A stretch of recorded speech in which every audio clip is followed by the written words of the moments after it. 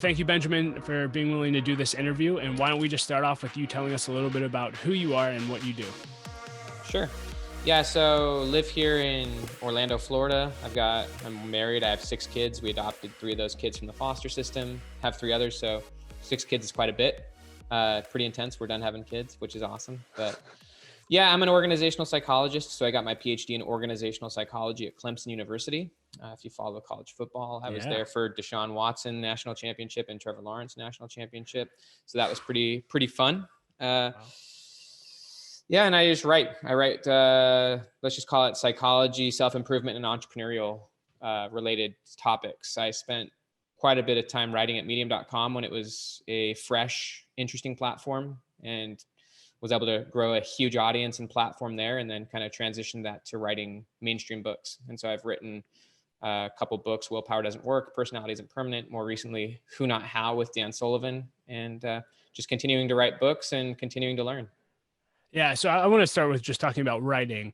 One, I'm just curious how you got started writing. And then you mentioned you started writing for Medium. And I believe, were you the most popular Medium author for a significant amount of time? Years. Yeah, for years, which is not easy to do. So tell us a little bit about how you got started writing. And then I want to dive into the art of writing. Absolutely. Love it. It was actually when I was living in Pittsburgh. I know you guys are from Pittsburgh, and I was living there serving a church mission. And I really got into journaling at that time. I started reading a lot of spiritual stuff, religious stuff, personal development, business stuff. That's when I really started learning and reading a lot of books. And I just had a practice of journaling. I started just journaling about my own experiences of being a missionary. And then that kind of transitioned to more just journaling about thoughts, ideas, experiences. And it just led me to being in a flow state. Honestly, I just fell in love with just the art of just writing with my hand in a journal. Initially it wasn't writing so that I could eventually become a writer, but it did lead me to loving the art of writing. And then just through the process of reading lots of books while on that mission, I started to kind of build an identity for myself as someone who would want to write books in the future. I just loved it. I was having plenty of my own transformational experiences as a missionary. I was also having transformational experiences just writing and learning how to write in a stream of consciousness way. And then just reading lots of very good books. It all just kind of collided together into this idea that I want to do writing and continue learning and writing moving forward. And so journaling is kind of the thing that ultimately led me there. Yeah, I'm a huge journaler. In fact, we try to get our whole L3 community journaling all the time. And so I'm just curious, talk to us about journaling. Do you still journal today? And what does your journaling practice look like? Yep, got my journal right here. Yes. I usually journal for about 10 to 20 minutes every day. Usually I'll journal about things that I'm either dealing with right now, situations, people, opportunities, thoughts in my head. Usually it floats mostly around towards what I'm trying to write about, or not write about, what I'm trying to work on, what I'm like the goals I'm pursuing, or just the situations I'm dealing with, or just thoughts I'm thinking about. It's honestly for me, it's like a private therapy session where I'm just thinking out loud and thinking to myself and thinking about my thinking and organizing my thinking. And it's just an amazing place to get clear mentally, clear emotionally, and also committed to whatever it is I'm trying to do. So journaling is just for me a very important place. Yeah, I absolutely agree. Someone got me journaling in 2004, and it's a practice I swear by. So I love when I meet people who also are passionate about it. Now, let's transfer from journaling to actually creating did you create a blog at first, or did you just find Medium and just say, hey, I'm going to go hit publish somewhere and see what happens? What happened? Yeah, so 2014 was when my wife and I moved to Clemson, South Carolina. I started my PhD program in the fall of 2014, so like August. And it was from August forward when I really started to think like, okay, I'm serious about writing. I want to start. I got home from that Pittsburgh mission in 2010. And so from 2010 to 2014, I really didn't do anything. I just read a huge amount of books, got a bachelor's degree in psychology, and knew I wanted to be a writer, but did nothing about it. And so when we moved to Clemson, South Carolina in the fall of 2014, that's when I was like, okay, I really want to actually learn what it takes to be a writer. So I started studying Seth Godin, Michael Hyatt, Jeff Goins, like all sorts of bloggers and writers that actually talk about how to actually build a platform. I didn't initially want to be a blogger. I just wanted to start writing books. But as I further clarified what's involved in becoming an author, it became obvious that in order to become a traditionally published author, I needed to have some form of a platform or an audience. And so that's when it was like, okay, I need to actually start blogging, and I need to I need to build an audience. Before I came to that conclusion, though, I actually did write an ebook. The ebook was called Slipstream Time Hacking. It took me like a month to write. So I wrote that little ebook and I was trying to get a publisher. And then that's when it hit me in the face that, oh, you need to actually build a blog. So from there, it didn't take me long in early 2015 to find Medium. I built a website and I wrote a few blogs there. And I just realized there's no audience on my own website at the moment. And so I had heard from medium.com from someone, and I just started copy pasting my articles onto medium.com. And it took about 2 to 3 months for one of them to go viral. And then from there, I just started writing on the platform and didn't really use my blog. I just wrote on Medium and then sent people to my website to get onto my newsletter. Yeah, I'm curious what you would encourage people to do, because and again, I don't have much experience with Medium, but my recollection is that the copy and paste thing, they don't like that because it's not, content that's original because you're copying it from your blog. Is that true? And if someone's out there and maybe they have a blog, would you encourage them to stay in their own space on their own website, or would you encourage them to do what you did and find a platform that they can publish on consistency? I'm going to ask you like 20 questions. So I'll just. That's cool. I love it. I would not recommend anyone write on Medium anymore. Unless you're just looking for eyeballs, it's still a platform where you could potentially get page views, but they've overly regulated, overly controlled that platform to the degree that you really can't put calls to action down at the bottom and send people, let's just say, to a landing page or to a website. They very much want to keep the audience on their platform rather than allowing writers to leverage their platform and bring an audience, into an email list or something like that. So Medium really went through a bunch of downhill processes from 2018 until now, which is why I've left that platform. It's just, they've overly controlled it. They're confused about the direction as a company, and it's gone downhill a lot.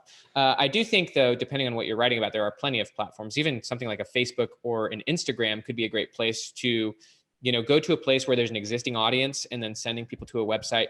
YouTube being a place for video content, LinkedIn, if you're doing more motivational or business or things like that, LinkedIn, there's so many people that, if you're consistent with a single platform, but using it to kind of build your own outside of that, if you're willing to invest in one platform for 2-3 years, LinkedIn could be an example of a place where you could develop a huge audience and then take them somewhere else. Yeah. So if you're me, would you just say, Doug, if you're going to write somewhere, just publish on LinkedIn every day. Don't worry about publishing on your own website. Just build an audience there. And then, you can worry about the website or the book deal later. What would your advice be? Or do you just, hey, here's my post. I'm going to copy and paste it on every possible platform out there and see what happens? What I did for a long time, and I don't really blog anymore. I'm really kind of starting on YouTube. But what I did is I would publish on Medium, and then I allowed syndication. So there would be Huffington Post, there'd be 50 or more self-improvement blogs that would always grab my article and syndicate it. They would take it and copy paste it onto their own. And I would just say, yes, anyone can take my article as long as they keep the call to action at the bottom, because the call to action at the bottom was what took people to my landing page, which offered people some free bonus, but ultimately it got people onto my email list.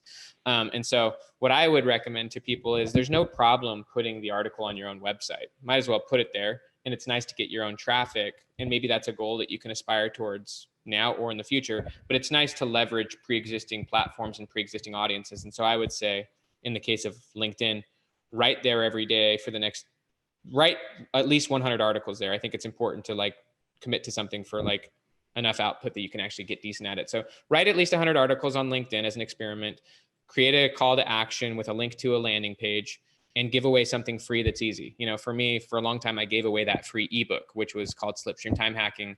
It was great. I was getting 1,000 to 2,000 emails a month, 1,000 to 2,000 emails a month. But when I switched the call to action to something very easy, a 7-page morning routine checklist, it was a lot just simpler, easier, more action oriented. I went from 2,000 opt-ins a month to 20,000. Wow. And I had 20,000 new emails a month for over 2 years with no paid traffic. I was just getting, my Medium blog got 700,000 to 1 million views a month.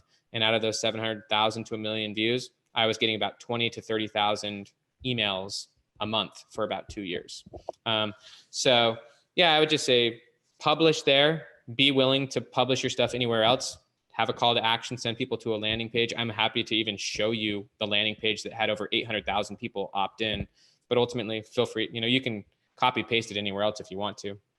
Yeah. And then talk to me about what your advice would be on publishing versus self-publishing. you obviously learned that you needed a platform to actually become a published author, or at least with a publishing company. What Yeah. did you learn about that process? And what does it actually take to get interest from a publishing company? Is it a certain amount of email addresses? Is it a certain amount of followers? What has your experience been there? Yeah, I think that it's definitely, it depends on your goal. So every author has a goal. I know lots of entrepreneurs who their goal is not really to sell a million copies of a book. More their goal is to get the right 500 people to read their books that become high paying clients. And so you might not necessarily need a traditional publisher. You could go and work with, you could self-publish and work with a company like what Tucker Max is a good friend of mine, but he's got a company called Scribe, and they basically help you format interior, exterior, and help you have a professional looking book, but it's self-published, so you own the rights. So you can work with vendors or people who can help you make a very good looking book. So it looks real. It doesn't look like some junky self-published book, but it looks real, but you own the rights, and you can then market it to your audience to get the right for people. If you're wanting, I think a publisher makes sense for some people. For me, I like it. I'm not purely tied to it. I'm open to having some of my books in the future self-published. But what I like about the publisher is that they're invested in the book doing well. You get an editor, you get the book in stores and stuff like that. And so for me, there's a lot of benefits to having a publisher. And I think that it makes my writing better. It's a slower process than just me hashing out a book and throwing it out like a blog post on Amazon. So for me, it forces me to actually make a better book.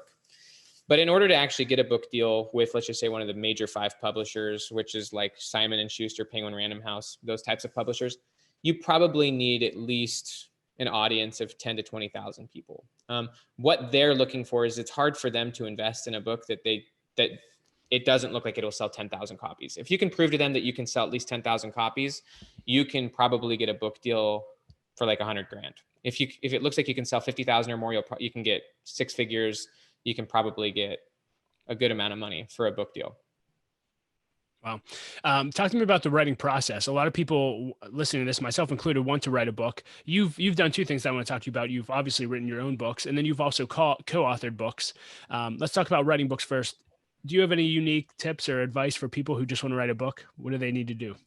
Yeah, I think book writing is a huge amount of fun. It's so much harder than writing blog posts because you have to first off, you have to kind of know the core idea. And so I think knowing what the core premise is before you write the book and believing in the premise. One of the things that Ryan Holiday taught me, Ryan Holiday wrote, he's written many books on stoicism. He actually helped me a lot with Willpower Doesn't Work. He helped me write the book proposal. He helped me get the agent, and he helped me throughout the whole writing of that book. Wow.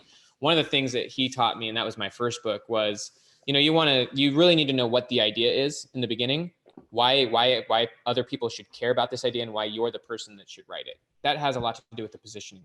So like with Willpower, and again, you get to decide those things. It's not like there's a right answer to any of those, but you should know what the idea is, why people should care, and why you're the person to write it. So in the case of Willpower Doesn't Work, the idea was your environment is way more powerful than your willpower. And if you're relying on willpower, you're going to be screwed. There's a huge audience, whether it be self-improvement, addiction circles, or even entrepreneurial circles, that I could make the case for why willpower is a bad idea. And then I'm the person to write it. I talk about just my own changes of environment and how shifting my environments made desired change really easy for myself.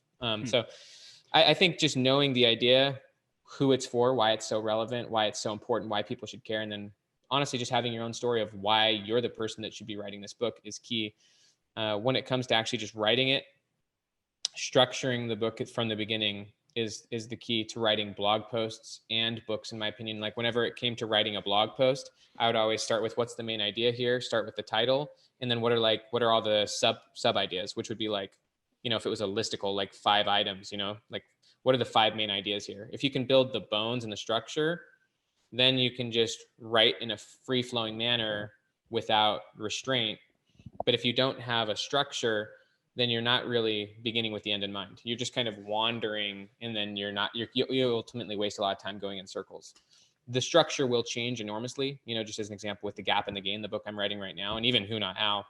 The structure changed 1,000 times, but you at least need a structure so that you can start to say, what are the main ideas I'm trying to present here? What are the main stories or the main quotes? You just really start getting the building blocks first, and then you can start thinking about how you want to order them and what's the most easy way for the reader to understand. What's the easiest flow? Yeah, and let's talk about co-authoring too. I listen to Dan Sullivan a lot, who I know you are obviously very close with, and I've learned a lot from. So the whole even concept of the book you guys co-wrote together, Who Not How, is that there are who's that can do things that you can't do, and you need them. So for instance, what I believe happened is he didn't know how to publish an author book. He found you co-authored a book for him, and Shazam, he has a published book. For people, I mean, do you have any advice for people who maybe they have a platform or they have a voice, but they're not going to actually sit down and write something, but maybe, you know, they speak all the time or they have their own podcast and they want to transform that into a book? Can you speak to those leaders listening, and what would your advice be to them? Yeah. There's two potential options when it comes to Who Not How. I was a fan of Dan Sullivan's for years, and then I got into his environments before I even joined Strategic Coach, and I heard him teach Who Not How, and I just thought, as I even talked about in the book, I said, Dan, if you ever want this to be a mainstream book, I'll write the book for you. And so that's kind of how that one was birthed. And so I was actually the one who initiated that. And he was like, I've been looking for someone like you for 30 years. But when it comes to, so the whole premise of Who Not How is that if you demand that you're the one who does everything, then you're screwed, because there's a lot of, when it comes to any goal, there's a lot of hows involved. It's kind of like you demanding that you're the one who fixes your car rather than gives it to a mechanic. Rather than you fixing your own car, just give it to a mechanic. Let them fix your car. And so there are plenty of who's out there. There's an enormous amount of people out there. There's infinite amount of people out there who want to do the tasks involved in helping you achieve your goals. The thing a leader must do is define the vision, clarify what success looks like, and then find the right people to take over the hows and get out of the way. Don't micromanage them. Don't tell them how to do their job. Just let them do it, and recognize that they'll do it differently and probably better than you, because that's what they want to do. That's their expertise. That's their skills. And so it's a real beautiful model on leadership and motivation. But yeah, as far as for someone out there who, let's just say, wants a book written and they don't see themselves as a writer, or they don't want to go through the tedious process of spending thousands of hours writing that book, they would rather continue their podcast or continue running their company, but they do want books written. There's a ton of ways to do that. One is you could hire a ghostwriter, which is one way of doing it so that you're the main author. Or you could, if you do have someone who, like myself, is already an author and already likes what you're talking about, you could create a collaboration. Most entrepreneurs would probably be best off. I mean, it's kind of an ideal situation if you can already get an author with a huge audience who wants to collaborate with you. But usually someone in that case is kind of looking for someone who already either has an audience or there's some form of mutual explosion. But there's an enormous amount of very good writers out there who you could hire. I know many entrepreneurs who come out with 1, 2, 3 books a year. I mean, even Dan publishes 4 little books a year. He writes none of them.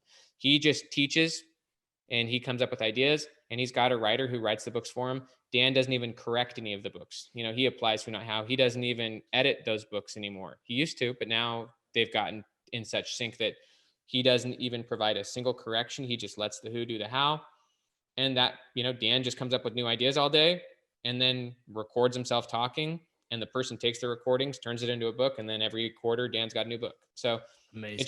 It's just getting people on your team. If you're willing to invest in people on your team, you can do a lot of things that you could not do if you're demanding that you require, do it all by yourself. Yeah, you mentioned earlier that you're transitioning from writing blog posts or shorter articles to YouTube. As a writer, I'm just curious why the transition, and what are you learning about being on video versus just using your keyboard? Yeah. One of the things that I've thought about recently is what were the things that stopped my former self from doing things that I wanted to do? This is a really random example, but if you think about Bitcoin, just as an example, I know it's such a trendy topic, but people have been aware of that for years. And so what's the difference between being aware of something to knowing that it's useful to actually taking action? So going back to myself and YouTube, I think I was certainly aware of YouTube 5 years ago when I was crushing it on Medium. And I probably even desired to build a YouTube platform, seeing the value of it. But there was aspects of the former version of me that was stopped on making that decision. One of them was actually who, not how. I didn't understand who, not how back then. There's so much more complexity to filming videos, having them edited, thrown on YouTube. All of those things were things that I didn't want to do. And so as a result, I didn't do it. Whereas now that I'm much more investment oriented, more collaborative oriented, more who, not how oriented, I could easily just hire someone who manages my YouTube channel. I just shoot the video, send it to the guy, he edits it. So there was friction to me actually doing it, which led me to procrastinating. But now that I understand, example, who, not how, and I'm more of an investment oriented person, those restraints are no longer restraints for me. I just shoot a video, send it to other people, let them do the rest. So as far as to your full question about the writing process, to me, it actually feels the same. The majority of my work is just learning good ideas and then framing them and then writing them. In this case, rather than just writing in a stream of consciousness way, I just speak them in front of a camera. It's a lot easier, to be honest with you, to do it in front of a camera than write. Even though most of my writing was stream of consciousness, where I would just create a structure and then just write in a really intense state. Now it's just create a structure in the journal and just bang, just talk. So it's actually a lot faster and it's a lot easier to do YouTube videos. I can do like 5 YouTube videos in a day sometimes, whereas in the past it would be like 1 article a day. Well, I want to start the transition into some of the books that you wrote, but any other advice that you would give leaders on building their platform, becoming a published author, or a YouTube star? Yeah, I would just say 2 things. One is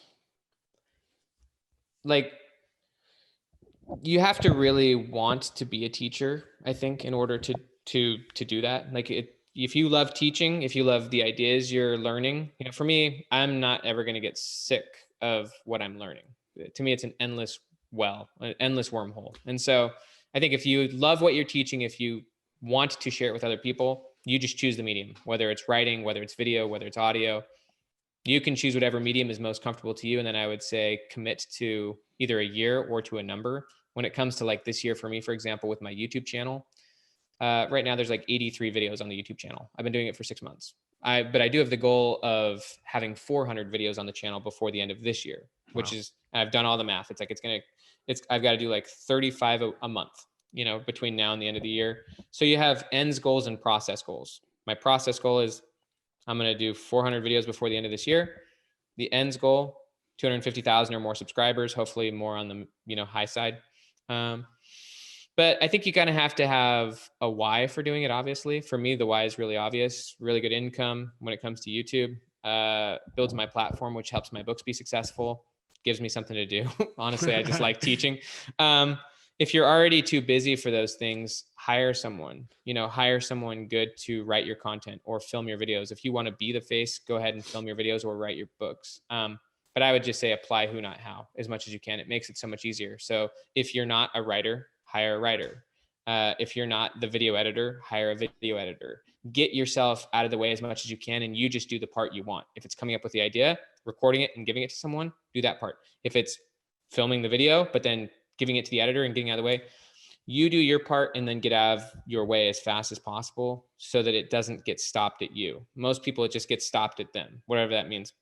And if you can get just your part right and then build a team around it, then it can move forward and you can build a system around it, rather than it's still not happening and it's been 2 or 3 years and you don't have that book or you don't have that blog or you don't have that video. Like, find what you want and then get who's for the rest. It's so good. Now, we've been talking about Dan Sullivan and who, not how, and all these concepts for a while. I guess before we talk about the books, I do think it would be good to give people context. Can you talk a little bit about Strategic Coach, which is Dan's organization? And even I threw out their Genius Network, which I know you're a part of. What's your experience been like with those 2 organizations? And what have you learned from, what would your advice be for leaders listening to this when it comes to networking or putting yourself in environments that really help you grow and excel? Yeah, there's infinite environments out there. There's so many different, if you're wanting to get into crypto as an example, there's a lot of crypto environments. If you're wanting to like learn online marketing, there's online. I think that it's really good to put yourself in environments with experts, environments with people who are 2, 3, 4, and 10 steps ahead of you. And so when it came to me, this was back in 2017 when I had first gotten my book deal for Willpower Doesn't Work. I was not I didn't have very much money back then. That was the first time I had like gotten a chunk of money, which was for that book. And I immediately invested 25,000 of it to go into Genius Network, because I knew that a lot of very successful authors had been through that group. And a lot of my favorite authors had been. So I joined that group because I wanted to learn from a lot of the authors, specifically in my case, so that I could launch what became Willpower Doesn't Work in an effective way. And so that was my initial motivation for joining those groups. But one of the things that I learned, and I'm grateful for that, is I learned how to take my audience and very much monetize it and turn it into a very successful business. Because in the case of Genius Network, it's a very entrepreneurial and a very marketing based mastermind, I guess you could call it. And so there's a lot of unexpected byproducts when you join groups like that. Just as an example, I met my my financial advisor in Strategic Coach, and that person has changed my financial life and my financial future. That wasn't my necessary plan when I joined Strategic Coach. I joined Strategic Coach myself because I was already collaborating with Dan. But when it comes to just an entrepreneur joining one of these groups, I think you should have a goal initially, but be open to the transformational effect of the environments. There's a lot of people in there.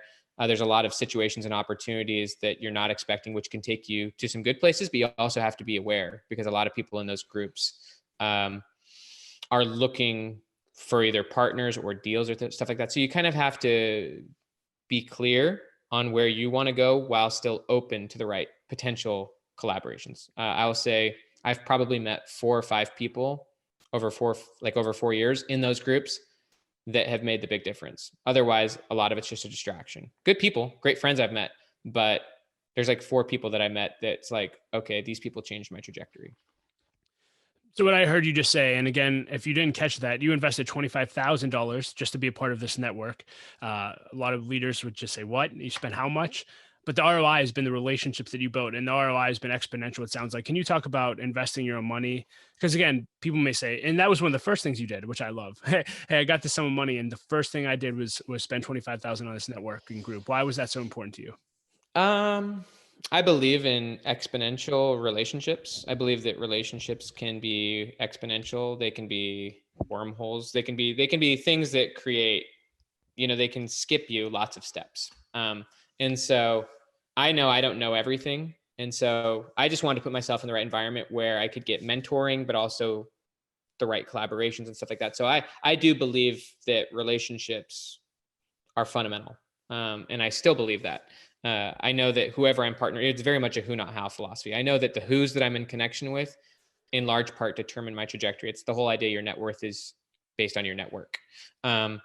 So I already believed in those ideas. And really, the reason I joined Genius Network is because my aunt was already in Genius Network. She joined Genius Network back in 2014, and I watched her consciousness as a person, kind of like her awareness and her just mindset, really go through an upgrade. And then I watched it's kind of like a iceberg. You got the subconscious down below, and then up above, you've got the results. Usually there's a huge subconscious shift that happens before it occurs at the conscious level. And I watched that happen. I watched her totally go through a transformational experience, kind of first off investing in herself. I think there's a lot good to say. I think investing in yourself is really important, whether that's investing in education, investing in mentorships, even investing in hiring my YouTube editor is an investment in myself.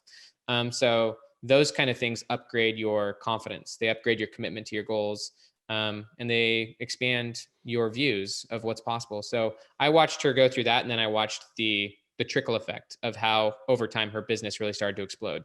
And so I watched her do that in 2014 when I first went to Clemson. And then 3 years later, I'm now this top writer on Medium. I now have a book deal.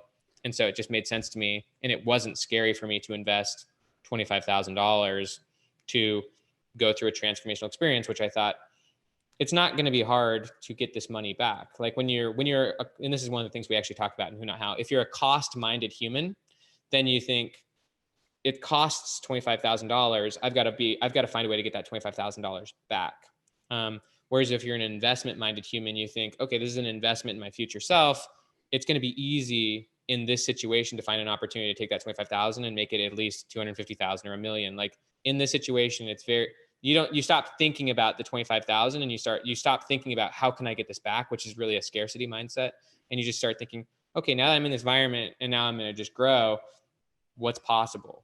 It's really easy to get $25,000 back in those types of situations, but you don't even think about that. You're more thinking about, where do I want to go?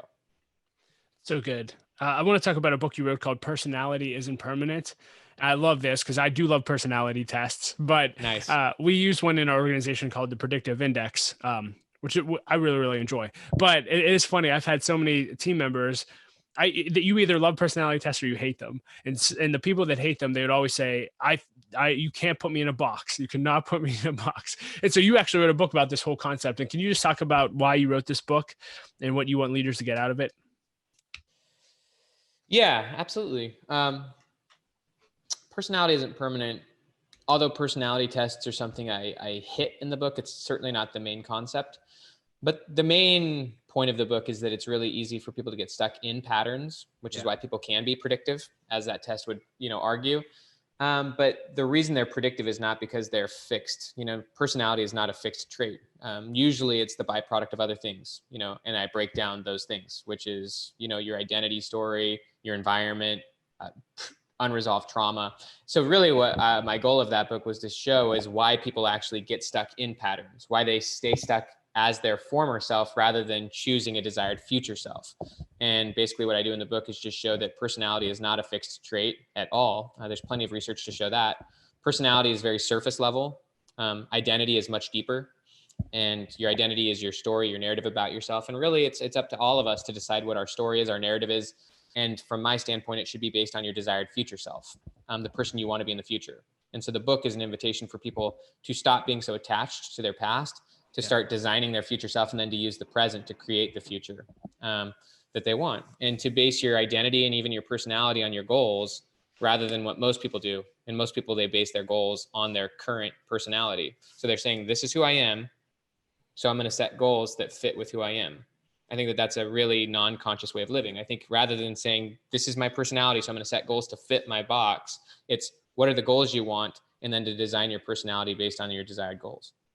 And I think it's very doable. I've watched myself transform many times, even to become an entrepreneur, to learn a principle like who, not how, to go from someone who would not have invested in things like, employees and things like that, to having that be my identity. I mean, we all need to shift our identity, if you want to go from being a non-fit person to a fit person, a non-runner to a runner, a non-religious person to a religious person to a non-religious person. It's all a shift in identity. And if you can understand that identity is the driver and that you actually are the one who's setting your identity, and your identity is the thing guiding your behavior, then you can start controlling the ship of your life. Yeah. And one thing I loved about you researching you is part of your identity is your dad. And you've actually adopted three children that you fostered. And you mentioned earlier, you had 3 kids. So Yeah. 6 kids, which is crazy. But can you talk a little bit about fostering? I just want to hear why that's important to you and why should people care about fostering kids? Yeah, it's awesome. It was not my original goal. My dad was actually adopted. He was never fostered. But it was not my goal to be a foster parent. It was actually my wife's goal. She grew up with foster kids in her house, older ones, teenagers. I think she had like 50 teenage girls. Wow. Short term. They were short term. They'd be in for like a month and out. And so over years, she had like 50 girls in and out of her house growing up. And that just kind of had an impression on her. And so foster care was something that she was always interested in. And so when we moved out to Clemson, she just said, what are your thoughts? We'd been married for like 2 or 3 years. Do you want to get into foster care? And I was totally comfortable with it. I was flexible with that. And so, yeah, we got into it. It was a huge transition for me and my wife. We actually initially got 2 of these siblings. They're siblings. We got the 3-year-old and the 5-year-old. And then a couple months later, we actually learned that they had a 7-year-old brother, full sibling, who was in a group home. And so when we learned about him, we're like, well, we'd like the siblings together, so we'll take him. And it took 3 years. It took over 3 years to eventually adopt those kids. We had to fight the foster system in court.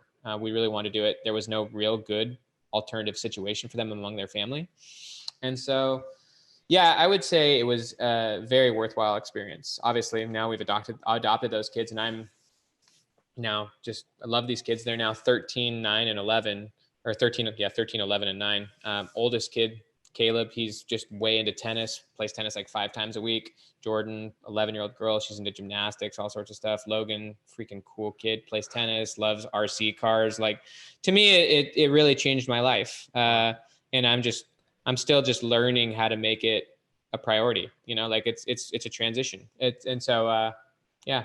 I mean, I don't really know what else to say except just that it did change my life. I actually don't think it took anything away from my success. I think it actually lit a really cool fire within me. One of the principles of of willpower doesn't work is that, and this is a principle in psychology. I mean, even there's a concept in psychology called the Pygmalion effect. Basically, what the Pygmalion effect says is that your performance is based on the demands of your situation. Wow. And there's a quote from Will Durant, who's a famous historian. He said, the ability of the average person could be doubled if the situation demanded it. Usually people are not performing highly because there's no reason to, there's no urgency to. And so when I was a first year PhD student, and now we go from having 0 kids to now having these 2 kids, all of a sudden I felt this insane added pressure to grow my career, to succeed as an author so that I could provide for this new family that I got. And so I felt like it was a real exponential boost to my motivation to succeed, to support this new family that all of a sudden was obviously hoisted upon us. We chose it ourselves, but it was awesome. It continues to change me every day. Wow. Well, thank you for doing that. Those kids' lives will never be the same. And it's inspiring for me and my wife as well. And I'm sure will. So thank you for doing that. I want to transition now into what I call the lightning round, just a bunch of fun questions that I love to ask leaders in every interview. And the first one is, what is the best advice you've ever received and who gave it to you? Oh my goodness. It's so hard for me to answer that question. Just because I'm always like learning so many ideas that like it's always like the last thing I learned. I think that the thing that sticks out right now, and it doesn't answer your question as far as what's the best advice I've ever gotten, but the advice that I've recently applied, which really helps, is to live your principles. Like seriously, recently there was a situation that could have ended a really cool situation I'm a part of. And basically I had to decide, do I want to flush this cool situation down the toilet, or do I want to keep it? But if I keep it, it's going to really compromise what I believe in. It's going to compromise what I value. And I just decided in a really sincere way to say, I don't need this. I think you should always operate on want, not need. If you feel like you need something, then you're going to get desperate for it. You're overly dependent on it. You're not healthy. You're going to be reactive. You're going to make stupid decisions. And so if you can take ownership and say, I want this, but I don't need it. And that's what I did. I said, I really want this opportunity. I love this, but there's a line that I'm going to draw. And if you guys are inviting me to cross that line and go against the premise of what I thought that this relationship was based on, I'm out. I don't need to be in this relationship. I don't need you guys. I want to be in this relationship. I think this is a mutually awesome opportunity, but I don't need it. I can go and do what I want. And I think that by owning my own self-trust, by owning my own principles, I actually gained an enormous trust and amount of respect from them. And they also realized, oh crap, if Ben's gone, we lose out on a lot. And so Dan Sullivan would call that always be the buyer. Always be the buyer, meaning you're the one who determines the relationships you go in.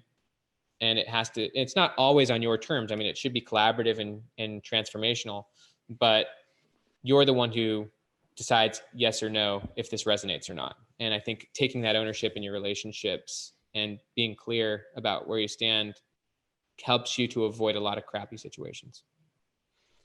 If you could put a quote on a billboard for everyone to read, what would it say?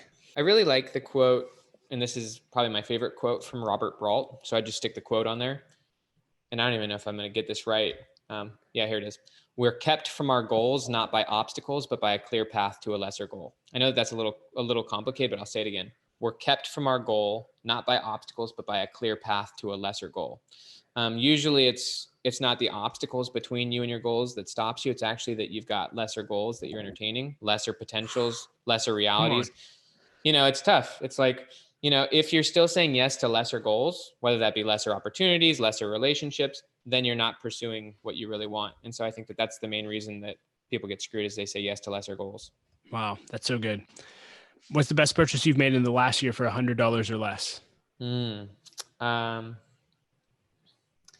I've got on order these protein bars that I've got, which are like the best protein bars. And so I get 30 of them a month there, and they're just really high quality protein bars, keep me full. I think they're called What's the brand? Oh yeah. G2G protein bars. Just really good. What are the top 2 or 3 books that have made an impact on your life, either recently or all time? Yeah. Huge fan of this book. This is not my favorite book, but this has made an impact. The War of Art.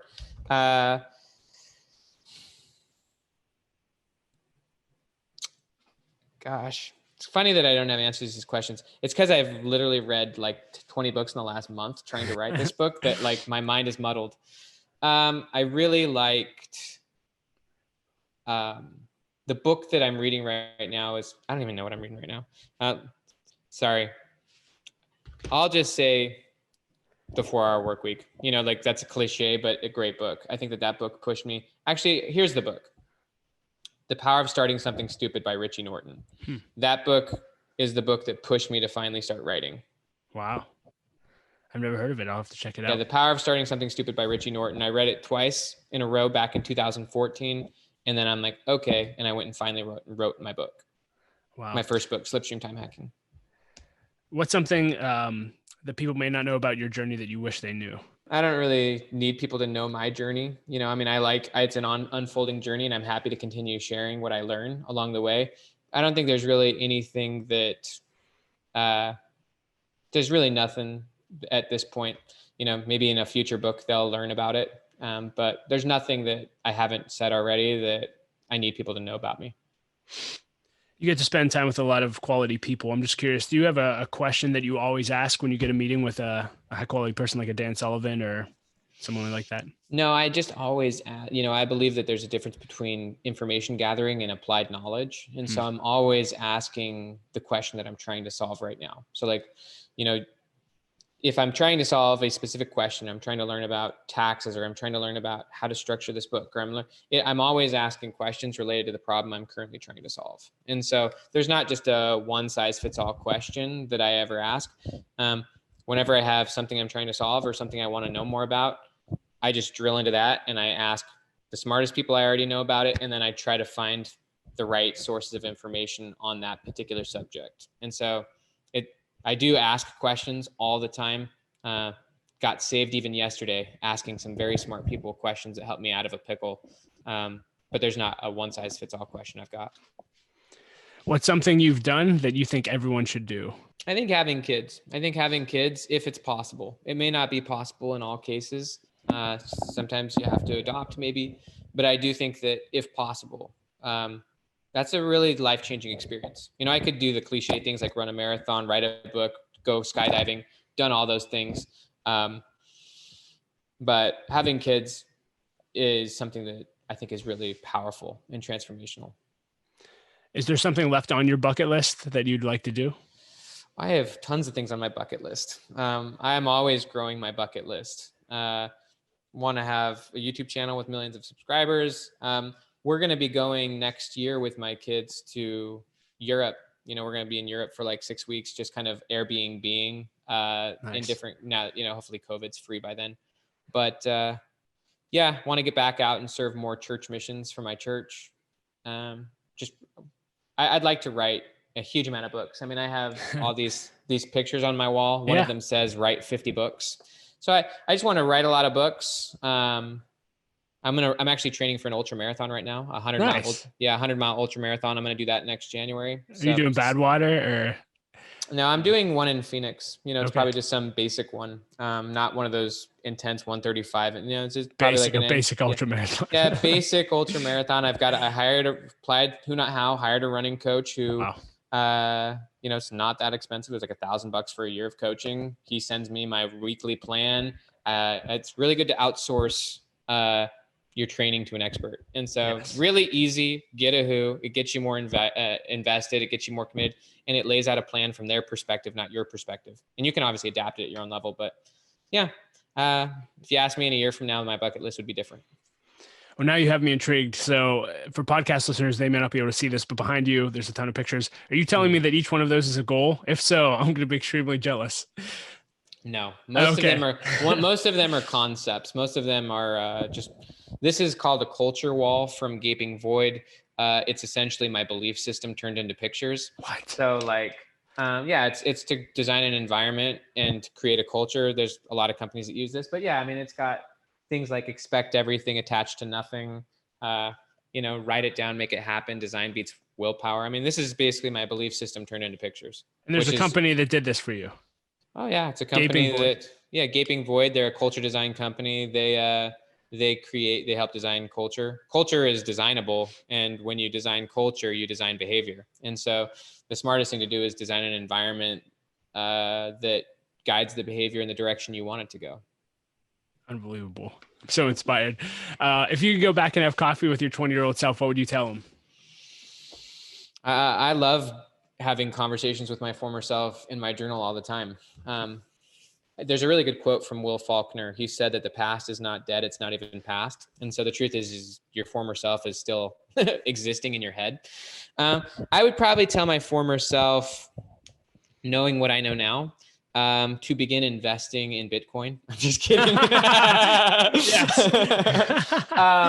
I would tell, on a more principle-based level, seriously, start investing money. Like even if it's like $100 a week or a month, like the faster you can start investing money, the more you start, you train your mindset on what to think about. In psychology, we call it selective attention.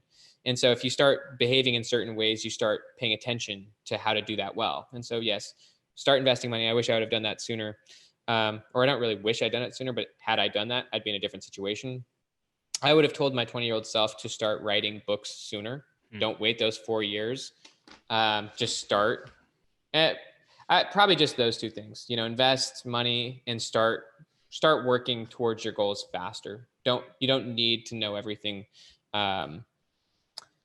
If I would have started sooner, I don't have any regrets towards my former self. I think it's important to have compassion towards your former self.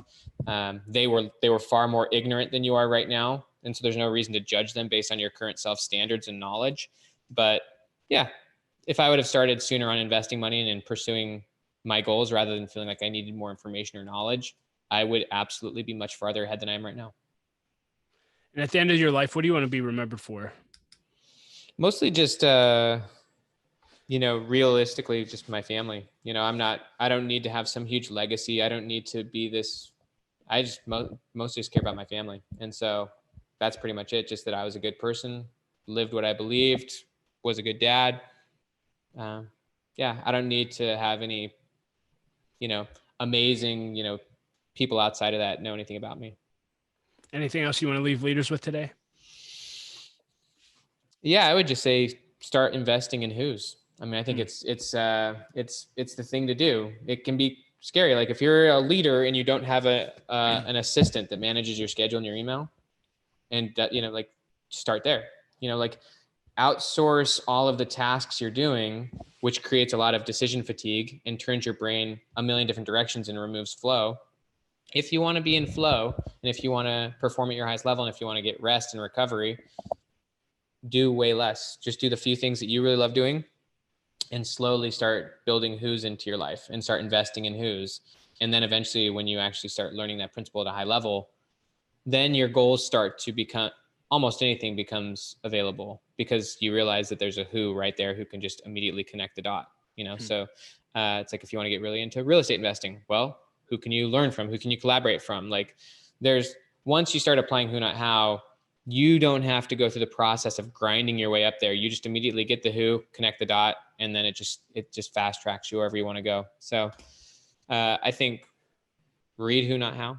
It's a really easy book for entrepreneurs, for leaders.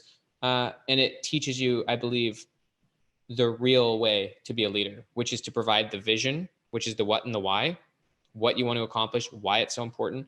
And then it allows you to communicate that to the right who. And then it allows you to step back, not be involved, not micromanage, trust them, give them ownership, which increases their motivation, and watch as you're able to produce way more results and way better results and way faster results than if you were the one trying to do all these things by yourself or if you were micromanaging the process. Well, Benjamin, this has been a phenomenal conversation. Thank you for every minute of it. We'll include links to all of your books, your YouTube channel, and everything else in the show notes. So make sure you subscribe and go buy all of his books. But thank you for your time today. This was wonderful.